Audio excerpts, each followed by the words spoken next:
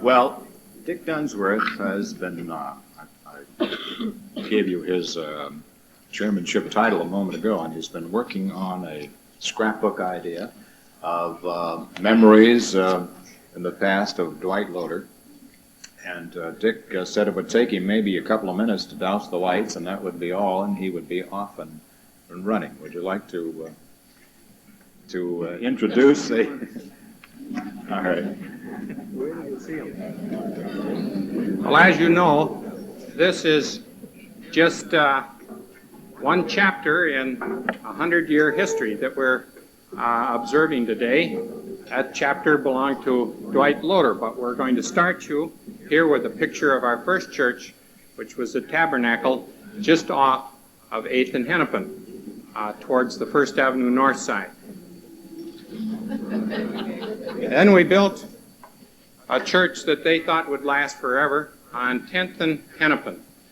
And this church was right across from the public library that we had, if you want a place where it was on Hennepin.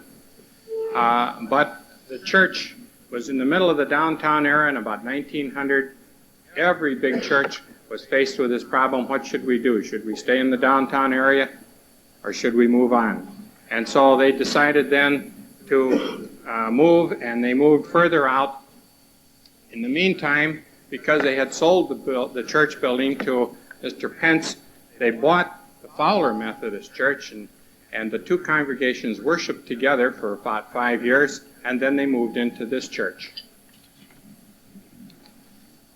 This was the bulletin that came out one Sunday in church, and you see the date on there, February 1st, 1948. Now, who is that man?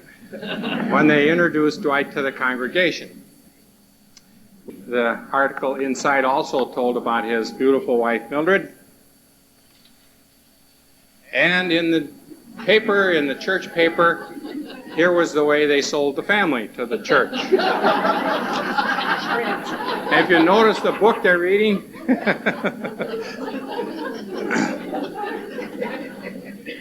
Now, we wondered if Dwight remembered the first sermon that he preached. Do you remember the title? If you look down at the bottom, Dare We Believe in Man?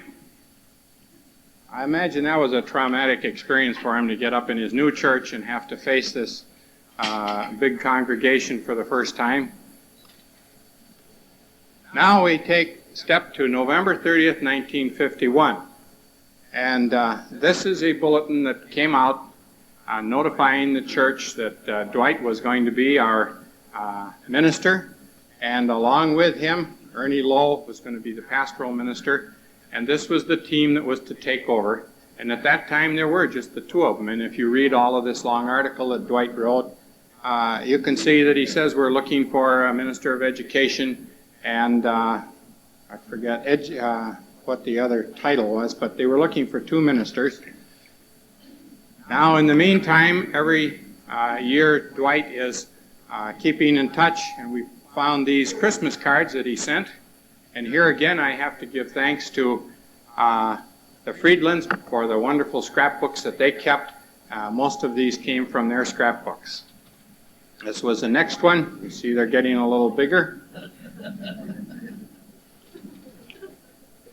Now, here is the staff that Dwight put together.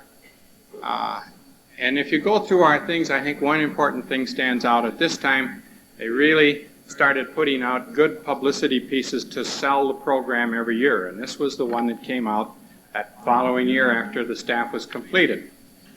Now, I put this in because if you look at the statistics that somebody wrote, I don't know if Dwight wrote it or not, but you'll see that the church was at a pretty high peak at this time. 1,400 students in the Sunday school, for instance. That's just about our all-time high. And it gives all of the committees. There were 17 women's circles at the time. I think the high was 23, but they were very active at that time. And under Dwight, as I remember it, the whole activity in the church was so very active. Here's his staff. Now, you saw me taking pictures tonight of the two tables up here. We have quite a few of the staff members, and when I'm finished with this, I think Bud ought to try to have those people stand up and have you meet them. You see, he wasn't all church work. Here's a picture of him. The music lovers attend the opening night performance of La Forza del Destino. Dr. Fredrickson, the organ. Now, Dwight entered into some things that left a lasting impression on our church, or imprint, and one of his first big projects before he became the main minister here was this program of building on an educational wing. And this was the bulletin that was prepared to announce this to the the congregation. Another feature of this was the Lindale entrance upstairs on the Lindale side. Then it was dedicated in 1950, and this was the bulletin showing the picture of it after the dedication. His second big project was to change the altar. Now, this is the way it looked when Dwight first came here. Maybe some of you remember. And you'll notice the choir up above the altar. And you remember at one of our other meetings, one of the women said that she sang in the choir, and it was a terrible experience because you couldn't hear yourself sing. You thought you were singing all alone. When they moved down below, it improved that very much. Now, this is just to show you what those four chairs looked like, but you remember Vance and some of the others. This was a University of Life evening program. And this was the bulletin that announced this change to the church. And here was the way it looked when it was finished. I'm glad I found this picture because I keep trying to visualize what it looked like when it was first changed. This is the way it looks today, of course, with our new dossal hanging there. Then we got the announcement that Dwight was leaving. Then there was the announcement that most of the people got, announcing that Dwight was going to be president of Garrett Biblical Institute. And Mrs. Friedland also had an article from the paper that had a picture of Garrett Institute. And by the way, for those of you who don't know, this is in Evanston, Illinois, on the Northwestern University campus. Then the announcement in 1969 that Dwight had been made a bishop. This is another one that is in most everybody's scrapbook in the church.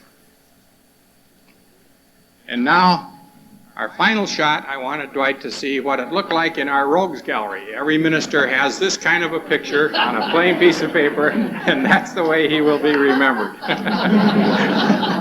Aren't you glad? All right, will you turn the lights on, please?